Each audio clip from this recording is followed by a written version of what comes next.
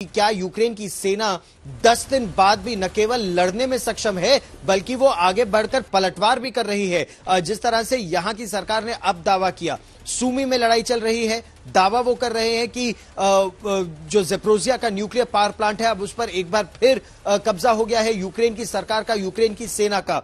तो 10 दिन में अगर रूस जैसा देश न कीव पर कब्जा कर पाया है न पूरे देश को झुका पाया है, तो क्या यूक्रेन की सेना को कम आंकने की गलती की? इज दिस स्ट्रेटेजिक मिसकैलकुलेशन रूस की तरफ से, या फिर आप ये मानेंगे कि इतने बड़े देश को कब्जा करने में 10-12 दिन या 14 दिन या महीना तो लगेगा ही, और कुछ ऑब्जेक्टिव रूस ने पा लिया है कि उसने डॉनबास के इलाके को पूरा काट दिया, ब्लैक सी और सी ऑफ अजोव पर अपना कब्जा कर लिया, कर्सन पर कब्जा कर लिया, क्रीमिया को अपनी तरफ पूरा 2014 में ही मिला लिया था। तो उसके बहुत सारे स्ट्रेटेजिक ऑब्जेक्टिव पहले ही 10 दिन के अंदर ही वो पाने में सफल रहा है। गौरव, बहुत अच्छा पॉइंट आपने रेज किया है। ये जो लड़ाई का जो पहलू हम चर्चा कर रहे थे 2 मिनट पहले, इसके अलावा जो प्रश्न आप पूछ रहे हैं, आप तो बहुत ही जाने माने एक रिपोर्टर है और काफी सीनियर पोजीशन में है। आप जानते होंगे एक चीज कहते हैं कॉम्बैट पोटेंशियल। आपका सवाल का जवाब देने से पहले ये कंपैरेटिव रेशियो होता है। जब हम यूक्रेन और रशियन फोर्सेस को कंपेयर करते हैं तो देखा जाएगा ये जो यूक्रेन वाला फोर्स है एक एसिमेट्रिक कंपोनेंट बन जाता है।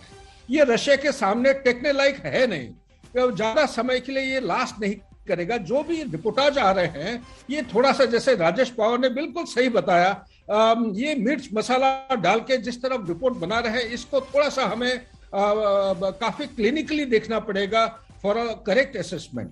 दूसरी बात, जो सवाल आप पूछ रहे हैं डॉनबास, जो ऑब्जेक्टिव क्या है, मेरे अंदाज से, मेरे असेसमेंट के मुताबिक ये जो 3 मुद्दे पॉलिटिकल ऑब्जेक्टिव में थोड़ी देर पहले बयान दिया था, इन तीनों चीजों को हासिल करने के लिए ये सेक्टराइज कर रहे हैं। यूक्रेन एक ऐसा देश है जो कि लंबाई में करीब 1250 किलोमीटर है ईस्ट टू वेस्ट, और नॉर्थ टू साउथ जो है चौड़ाई है ये करीब 550 से 560 किलोमीटर है।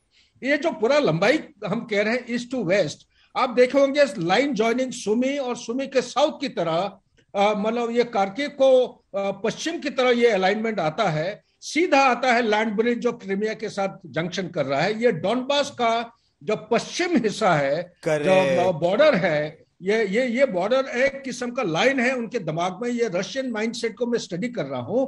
शायद नेगोशिएशन जब फाइनल स्टेज में आएगा ये इसको अपने कब्जे में रखना चाहते हैं, और नेगोशिएटिंग टेबल में ये इनका एक बॉटम लाइन डिमांड और एक्सपेक्टेशन होगा कि ये जो लाइन है ये इनके हाथ में होगा।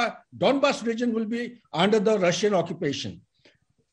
फर्दर वेस्ट ऑफ इट जब आप सोचते हैं कीव की तरह, तो ये बड़ी बात आपने कही कि जी नहीं, आप बड़ी बात कह रहे हैं कि अब रूस अपने एक स्ट्रेटेजिक ऑब्जेक्टिव में सफल होता नजर आ रहा है कि वो डॉनबास से लेकर ब्लैक सी को पूरा काटता हुआ, यानी कीव यूक्रेन को फाड़ता हुआ रूस अपने इलाके में अपने कब्जे में करता हुआ, क्रीमिया को उसने 2014 में ही अपने कब्जे में कर लिया। पानी की उसे आवश्यकता है क्रीमिया के लिए, और पानी की उस आवश्यकता को इस तरह से एक नई लाइन खींचता हुआ वो पाने की कोशिश करेगा। लेकिन 2 चीजें, क्या यूक्रेन इसे मान लेगा या यूक्रेन अब कुछ समय बाद उस स्थिति में नहीं होगा? आपने बीती रात यहां के राष्ट्रपति ज़ेलेंस्की की बात सुनी होगी।